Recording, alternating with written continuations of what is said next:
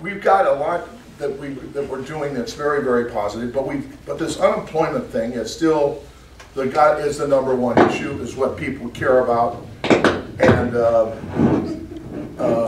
so you're going to hear a lot more discussion about that.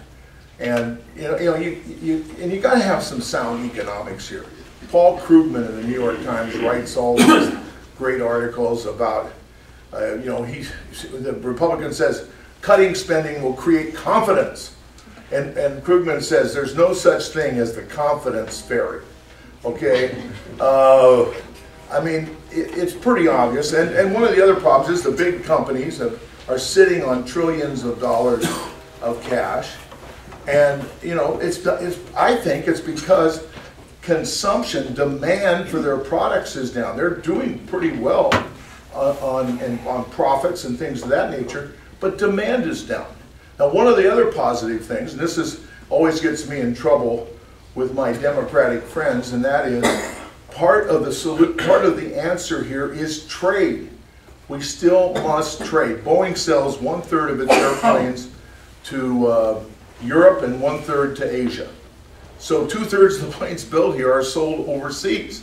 And I'm always having problems with people saying, they want to have all those sales, but they want to protect, jobs in the United States. Well, the way to protect jobs in the United States is like what Ford Motor Scott did. You get a guy from Boeing and get the company straightened out and produce better cars. That's the way to, and then be able to export those cars. So. And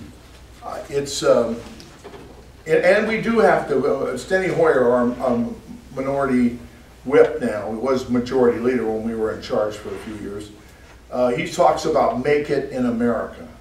We got to get back to making things in this country.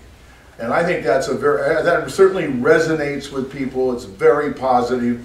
And we got to go to these companies, a lot of whom have gone offshore, and ask them to consider coming back, and we may have to have incentives to get them to come back.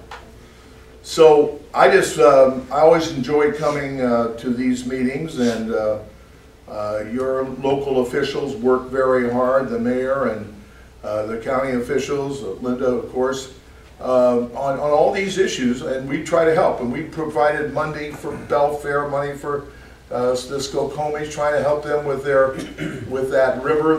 The Skokomis River is in bad shape. We could build up all kinds of aggregate that has to be dealt with, and so we have some serious problems to deal with.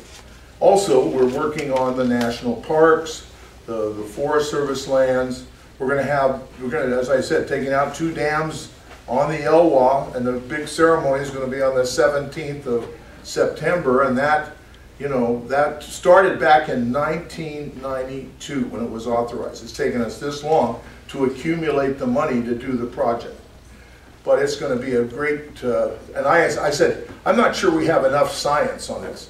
Well, they sent me about a document about this thick, single-spaced on all the science they're doing on this dam removal project. So we've had some very positive things happen. The shipyard in Bremerton is doing great work, and the Stennis just deployed. We actually had the junior USGA event there at Gold Mountain, but we had them on the deck of the Stennis. Those kids really thought that was spectacular. So, and on defense, just briefly, I'm for getting out of Iraq. Okay, I think this is the end of the year. I think it's time to turn this thing over to Iraq. They should be able to handle it. And if they can't, we can't. Our financial situation as such, I think, compels us to get out of one of these 2 wars. In Afghanistan, I'd like to see them do it and turn it over to the Afghans before 2014. I think we could accelerate that. And we're spending $118 billion overseas contingency operations. I mean, you think about our fiscal problems.